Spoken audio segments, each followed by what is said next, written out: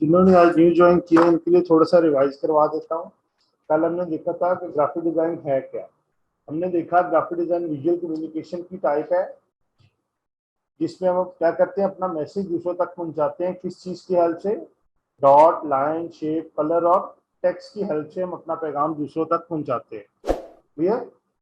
Graphic design क्या है? Visual communication की टाइप है, जिसमें हम अपना मैसेज दूसरों तक लाइन, शेप, टेक्स्ट और कलर और पिक्चर की मदद से पहुंचाते हैं। एक आर्ट फॉर्म में और ग्राफिक डिजाइन के लेआउट में क्या डिफरेंस है?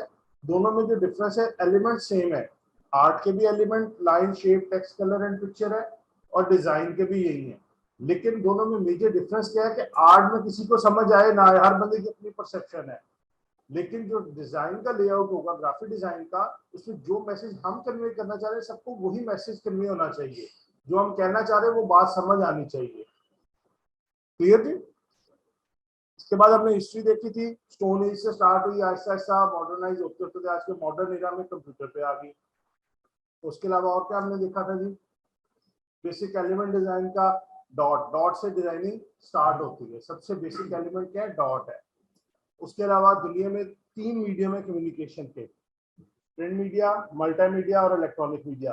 कोई भी डिजाइनर है उन तीनों मीडियम्स के लिए काम कर सकता है। वो प्रिंट मीडिया के लिए भी काम करेगा, वो जो भी डिजाइन बनाएगा, या तो वो प्रिंट होना होगा, वो चाहे वो पेपर पे हो, फैब्रिक पे हो, प्लास्टिक पे हो, वुड पे हो, मेटल पे हो, किसी भी चीज पे प्रिंट हो, वो प्रिंटेड फॉर्म में आना होता है। या फिर वो मल्टीमीडिया पे चलना होता है। मल्टीमीडिया में क्या आ जाता है? आपका सोशल मीडिया आ जाता है, आपकी वेबसाइट्स आ जाती हैं, आपकी प्रेजेंटेशन आ जाती हैं, आपकी गेम्स आ जाती हैं, ये सारी एप्स आ जाती हैं, जितनी मोबाइल एप्स है, ये सारा मल्टीमीडिया में आता है। उसके बाद लास्ट में आता है हमारे पास इलेक्ट्रॉनिक मीडिया। इलेक्ट्रॉनिक मीडिया में क्या आता है?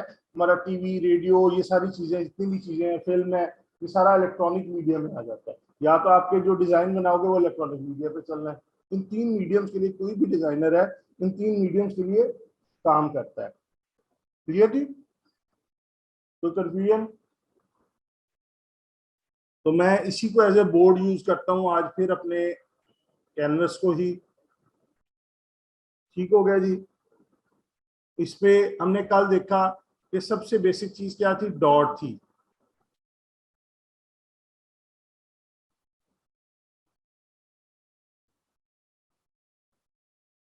डिजाइनिंग कहां से स्टार्ट हुई थी कल? डॉट से स्टार्ट हुई थी हमारी डिजाइनिंग। ये एक नुक्ता लगाया, ये कम्युनिकेट कर रहा है, नजर आ रहा है सबको कि ये एक डॉट है। अब 2 डॉट्स में मिलाएं तो क्या बन गई? लाइन। लाइन हॉरिजॉन्टल हो सकती है, वर्टिकल हो सकती है, डायगोनल हो सकती है, कर्व हो सकती है, जिगजैग फॉर्म में हो सकती है।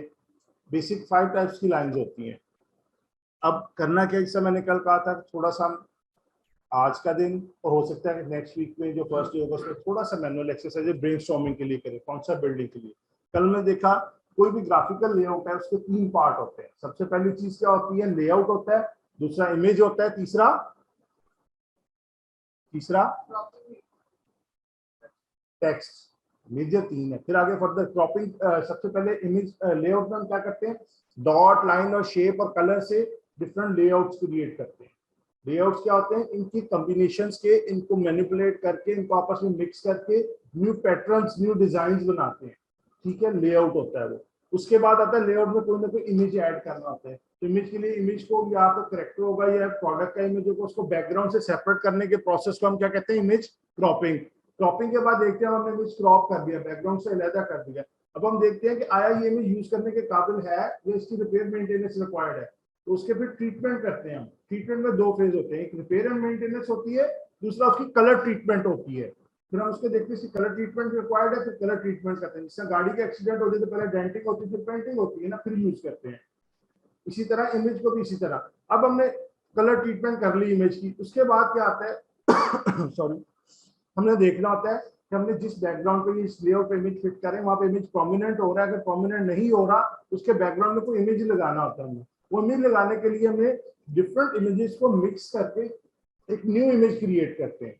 इस प्रोसेस को, जिसमें डिफरेंट इमेजेस को मिक्स करके एक न्यू इमेज क्रिएट करना होता है, उसको इमेज मैनिपुलेशन कहते हैं। इमेज मैनिपुलेशन करते हैं, जिसपे इमेज क्रिएट करते हैं, जहां पर आप अपना प्रोडक्ट या करेक्टर का इमेज प्लेस करते हैं। देन उसके बाद अपनी जो इंफॉर्मेशन प्लेस करनी होती है अपने लेआउट में, वो टेक्स्ट की फॉर्म में देते हैं। टेक्स्ट को स्टाइलाइज करके प्रेजेंट करते हैं। जब टेक्स्ट को स्टाइलाइज करेंगे तो इस प्रोसेस को क्या कहते हैं? टाइपोग्राफी कहते हैं। क्लियर हो गया? अब हमने आज करना है, हमने देखा डॉट बेसिक एलिमेंट था, डॉट्स को मिलाने से लाइंस बनी। लाइन फाइव टाइप्स की होती हैं, हॉरिजॉन्टल है, वर्टिकल है, डायगोनल है, कर्व है और जिगजैग है। अब हमने लाइंस के डिफरेंट कॉम्बिनेशंस ड्रॉ करने हैं। वो कॉम्बिनेशंस किस तरह ड्रॉ करने हैं कि हमने इनको स्टाइलाइज मैनर में यूज करना है। लाइंस को क्या हो सकता है?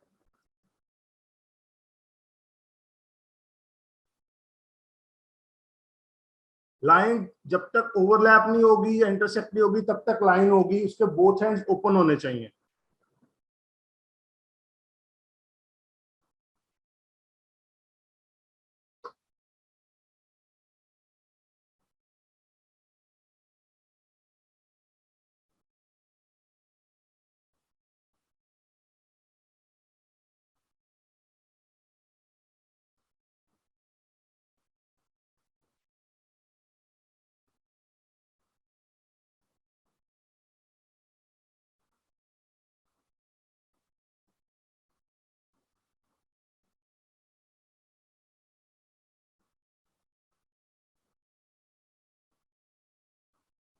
जी, लाइंस ही है, कोई और चीज तो नहीं मैंने यूज की।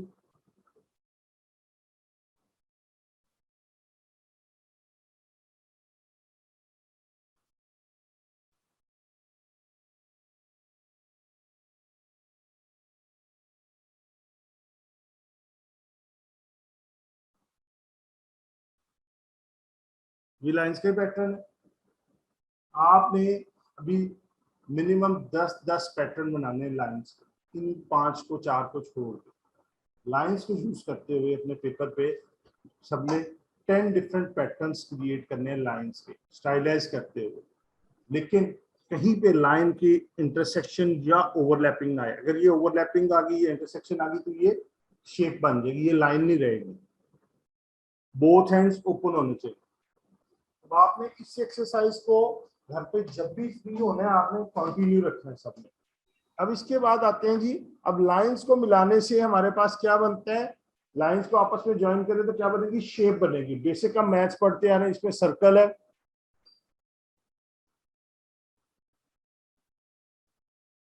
स्क्वायर है,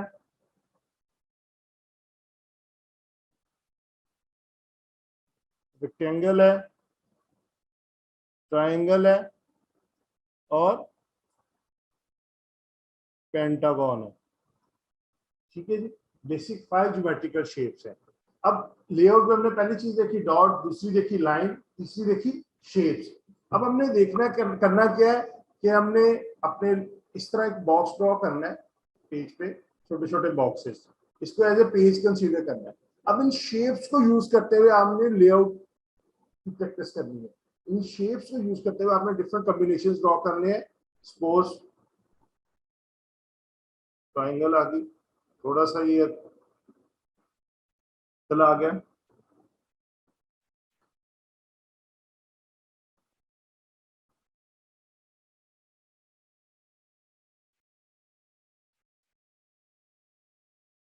ये आ गया,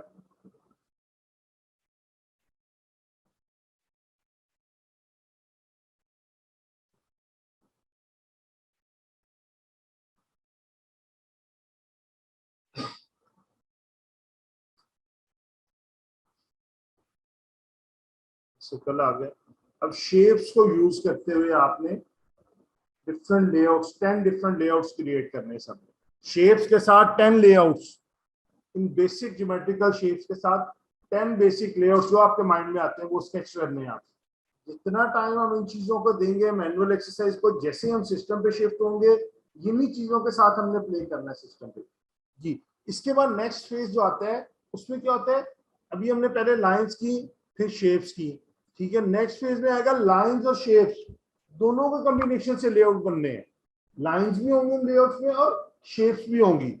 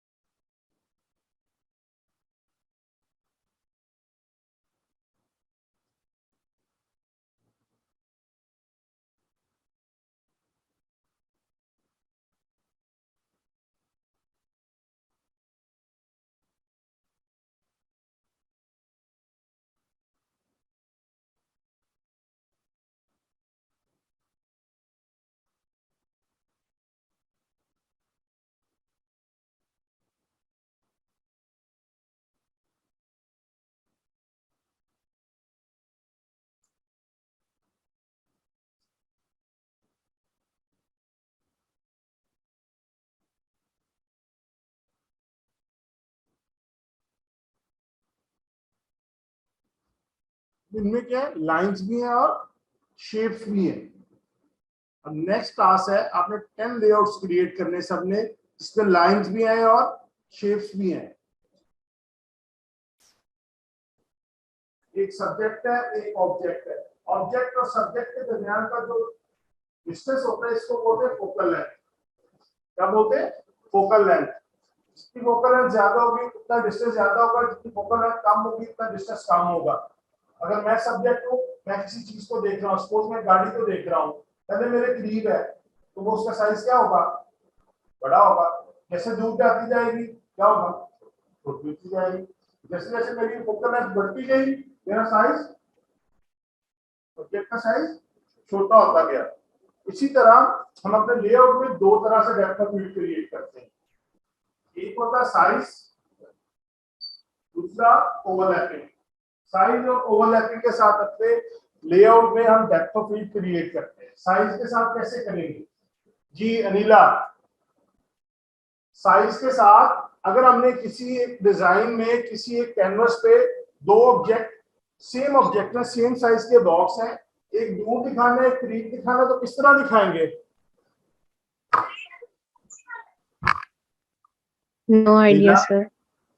एक चीज आपने दिखानी है, आपके सामने टेबल पे पड़ी है, ठीक है, एक दूर है एक करीब है, रूम में या घर में, सेम साइज की दो चीजें, किस तरह दिखाएंगे? रोड पे आप जाते हैं, कभी रोड पे ट्रेवल किया है जी? जी सर। आप एक गाड़ी में ट्रेवल कर रहे हैं, सपोज आप करोला में जा रहे हैं, सेम उसके साथ की करोला आपके बराबर पे है पहले, ठीक है, दोनों बराबर एक साइज की होंगी। आपकी गाड़ी स्लो आ रही है, दूसरी गाड़ी तेज है, वो आपसे दूर निकल गई, जैसे जैसे दूर जाएगी क्या होती जाएगी? छोटी होती जाएगी ना सर?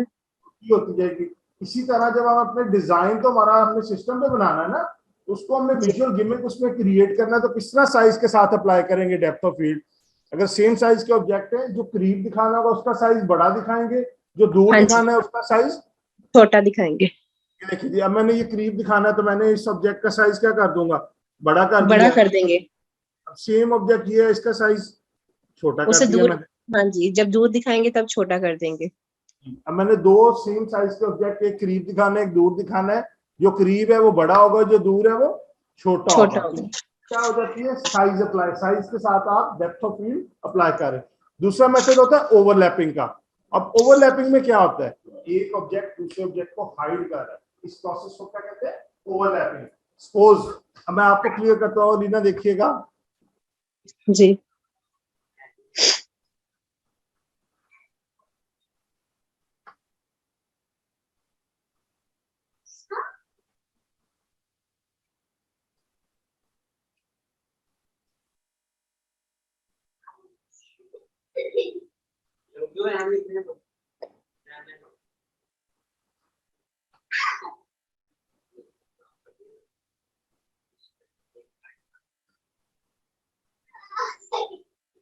अब दो कंपोजिशन है हमारे पास। एक कंपोजिशन मैं लिख देता हूँ ताकि आपको कंफ्यूजन ना हो।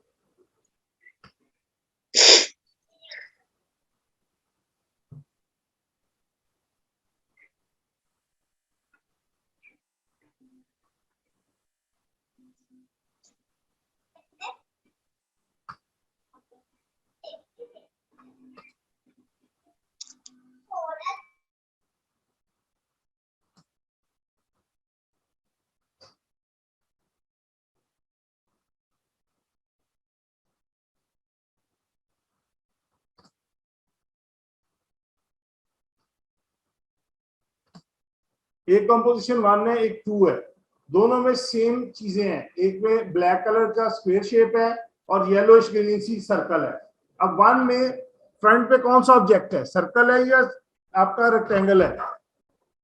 सर्कल। और 2 में रेक्टेंगल। कैसे पता चला आपको? ये तो आइडिया नहीं, बस शेप देख के बताया आपको। आइडिया क्यों नहीं, आपके सामने विजुअली हर चीज आपके सामने है। फ्रंट पे कैसे कह सकती हैं कि सर्कल फ्रंट पे है 1 में? सर ऊपर दिखाई दे रहा है ना, यानी रेक्टेंगल के यही तो हमने क्रिएट करनी है कि दिखाना है अगले को। यही तो मैं कह रहा हूँ, यही तो विजुअल गिमिक क्रिएट करनी है। जो ऑब्जेक्ट फ्रंट पे दिखाएंगे दिखाना है ये, और जो उसका ब्लैक पोर्शन हाइड हो रहा है वो ओवरलैप हो रहा है। इसी तरह ब्लैक जब ग्रीन को सर्कल को सेकंड में हाइड कर रहा है वो उसको ओवरलैप कर रहा है। अब ये ओवरलैपिंग 2 ऑब्जेक्ट्स की भी हो सकती है, मल्टीपल ऑब्जेक्ट्स की भी हो सकती है, 2 से ज्यादा ऑब्जेक्ट्स भी हम ओवरलैपिंग में यूज कर सकते हैं। वो कैसे होंगे, एक छोटी सी एग्जांपल देता हूँ। सोशल मीडिया सारे यूज करते हैं, फेसबुक खासतौर पे हर बंदा यूज करता है। फेसबुक पे आजकल वो वैसे काम की चीजें कम आती हैं, ऐड ज्यादा आते हैं, ठीक है। अब आप स्क्रॉल कर रहे होते हैं, आप किस साइड पे रुकते हैं, कहाँ पे अपना स्क्रॉल रोकते हैं, जो आपको दिखने में चीज अच्छी लगती है, जिसमें ज्यादा अट्रैक्शन होती है, जो रियल लगती है, आपको एकदम से वो रुकने पे मजबूर कर देती है।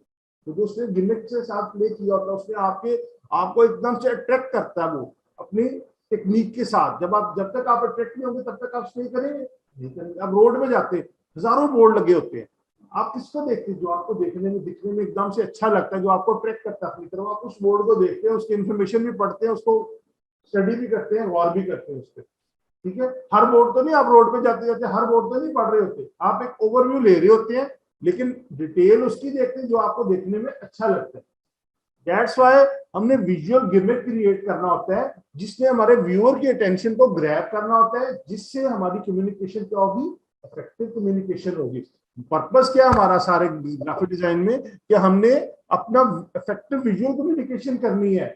अगर वो इफेक्टिव नहीं होगी तो उससे आउटकम्स नहीं आएंगे, रिजल्ट्स नहीं मिलेंगे हमें। हमने क्या देखा था कि जो मैसेज हमने पहुंचाना है वो 100% कन्वे होना चाहिए, तभी उसके रिजल्ट्स आएंगे, तभी उसमें से हमें सेल्स या उसका रिस्पांस मिलने के चांसेस है। जब रिस्पांस नहीं मिलेगा तो हमारी कम्युनिकेशन की वर्थ क्या हो जाएगी, जीरो हो जाएगी, वो डिजाइन नहीं रहेगा। अगर हमारा कोई ग्राफिक डिजाइन का लेआउट है वो अपना मैसेज नहीं कन्वे करता, देन वो क्या बन जाएगा, वो एक आर्ट फॉर्म बन जाएगा, वो ग्राफिकल लेआउट नहीं कहलाएगा, वो डिजाइन नहीं कहलाएगा, वो एक आर्ट फॉर्म है। किसी को समझ आई, ठीक है, नहीं आई तभी ठीक है, क्योंकि आजकल डिजिटल आर्ट भी तो हो रहा है ना, तो वो डिजिटल आर्ट की फॉर्म में आ जाएगा आपका।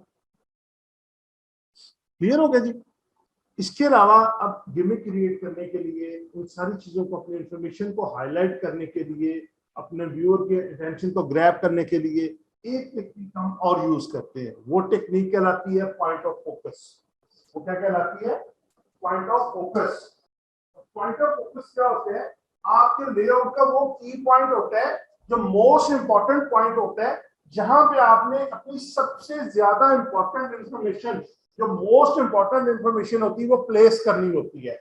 आपके लेआउट का इसको की पॉइंट भी कहते हैं, स्टार्टिंग पॉइंट भी कहते हैं, पॉइंट ऑफ फोकस भी कहते हैं उसे। पॉइंट ऑफ फोकस आपके लेआउट का वो की पॉइंट होता है जहां पे आपने मोस्ट इंपॉर्टेंट इंफॉर्मेशन, आप अपनी जो भी इंफॉर्मेशन अपने लेआउट में देनी होती है, कोई सेल है, कोई प्रमोशन है, कोई ऑफर है, आप उसमें सारी इंफॉर्मेशन को प्रायोरिटाइज करते हो, कौन सी इंफॉर्मेशन सबसे इंपॉर्टेंट है, कौन सी उससे लेस इंपॉर्टेंट है, कौन सी उससे लेस इंपॉर्टेंट है। तो जो सबसे मोस्ट इंपॉर्टेंट इंफॉर्मेशन होती है वो आप अपने पॉइंट ऑफ फोकस पे प्लेस करते हो। अब पॉइंट ऑफ फोकस क्रिएट किस तरह करते हैं अपने लेआउट में, हम इसमें 4 डिफरेंट मेथड्स हैं। जो 4 डिफरेंट मेथड्स हैं वो ये है, एक बंदा जो ग्रुप में है वो ग्रुप में पिक्चर डाल दे इसकी लेके ताकि इसको। पहला, सबसे पहली ऑप्शन इसमें क्या है, सडन हम जा रहे हैं, इस रिदम को ब्रेक करना होता है। पॉइंट ऑफ फोकस कैसे क्रिएट होता है, अपने रिदम ब्रेक करना होता है, विजुअल इंटरेस्ट क्रिएट करना है, या फौरन से जिस पे सबसे पहले नजर है। या रिदम 2 तरह से क्रिएट होता है, या तो कोई रिदम ब्रेक करे, स्मूथ रोड पे जा रहे हैं, सडन खड्डा आ जाए, स्पीड ब्रेकर आ जाए, आपकी आंख खुल जाती है, ठीक है। यहाँ पे क्या होता है, आपने ठग से, आपको दूर से इतना बड़ा खड्डा, इतना बड़ा स्पीड ब्रेकर, तो दूर से ही आपको विजुअली नजर आ जाए। 2 तरह से आप पॉइंट ऑफ फोकस क्रिएट करते हैं। पहले में हमने किया, सेम साइज के सर्कल जा रहे हैं, सडन एक सर्कल क्या हुआ, साइज में बड़ा हो गया। पहले में साइज के साथ पॉइंट ऑफ फोकस क्रिएट हुआ, फर्स्ट ऑप्शन में सडन एक सर्कल का साइज बड़ा हो गया, ठीक हो गया। दूसरे में हमने शेप चेंज होगी, सडन शेप की हेल्प की, इस शेप को चेंज कर दिया हमने, उससे क्या हुआ, पॉइंट ऑफ फोकस क्रिएट हो गया। सडन आप सर्कल देख रहे थे, सर्कल्स में एकदम ठग से आपको ट्रायंगल आ गई, शेप चेंज होगी, आपको ठग से सबसे पहले प्रोमिनेंट क्या चीज हो रही है, वो ट्रायंगल हो रही है। थर्ड वन में क्या हो रहा है, हमने सर्कल सारे सेम साइज के हैं, एक का कलर चेंज कर दिया। अब आपका डायरेक्ट नजर किस पे जा रही है बच्चे, इस पे जा रही है, इसका कलर चेंज है, तो सॉलिड है, पिंक कलर में है, ठीक है। इसमें किससे किया, कलर से कर दिया थर्ड वाले में। फोर्थ नंबर पे हमारे पास आता है टेक्स्ट। अब टेक्स्ट पे तीनों चीजें अप्लाई होती हैं। टेक्स्ट का साइज भी बड़ा छोटा कर सकते हैं आप, टेक्स्ट का कलर भी चेंज कर सकते हैं, टेक्स्ट के नीचे कोई शेप भी लगा सकते हैं। इसी तरह कितने मेथड बने थे, पांचवा कौन सा हो गया, हमने पांच किए, पांचवा कौन सा हुआ, हमने सेम साइज के ऑब्जेक्ट यूज कर रहे हैं अपने लेआउट में, तो एक ऑब्जेक्ट का साइज एकदम से बड़ा कर देना, वो प्रोमिनेंट हो जाएगा। अगर उनका कलर भी सेम है, साइज भी सेम है, सेम कलर में रहते थे, एक का साइज बड़ा होगा तो वो उसका कलर सेम साइज से पॉइंट ऑफ फोकस बन जाएगा। इसी तरह सडन हम सेम शेप चल रही है, सेम कलर चल रहा है, कलर उसी में रहे, सिर्फ शेप चेंज कर दे, सर्कल जा रहा था हमने वहां पर ट्रायंगल लगा दी, प्रोमिनेंट हो गया। अब सेम कलर पे जा रहे थे, येलो जा रहे थे, हमने बीच में रेड सर्कल लगा दिया, इस पे नजर जाएगी पहले। अब सेम सारी चीजें टेक्स्ट पे, तीनों चीजें टेक्स्ट पे भी अप्लाई होती है, साइज भी होता है, शेप भी होती है और कलर भी। आपने पॉइंट ऑफ फोकस के लिए टेक्स्ट से करना हो, इन तीनों चीजों को अप्लाई करते हुए। अब हम अपने लेआउट में किस तरह करेंगे, मैं इनको भी दिखा दूं ताकि इनके लिए भी थोड़ा सा आसान हो जाएगा बनाना। अभी आपने क्या करना है, वही काम फिर दोबारा कॉपी पेंसिल,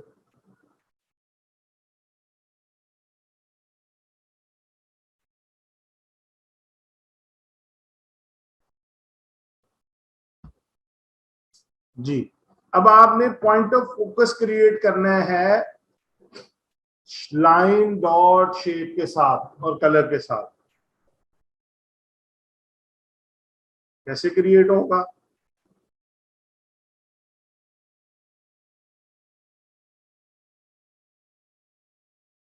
ये हमारा पेज है जी,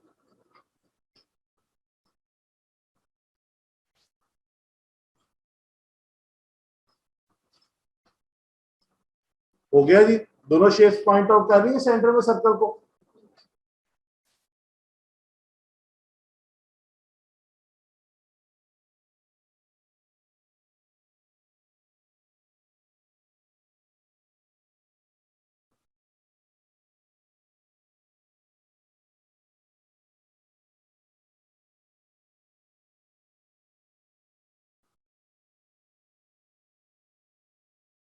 जी हो रहा है, पॉइंट ऑफ फोकस कहां पे है,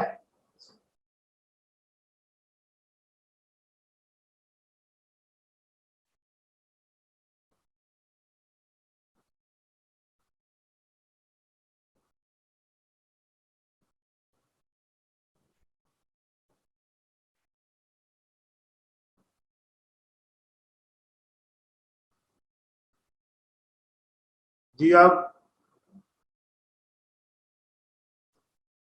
ये जो सेंटर में फिल है,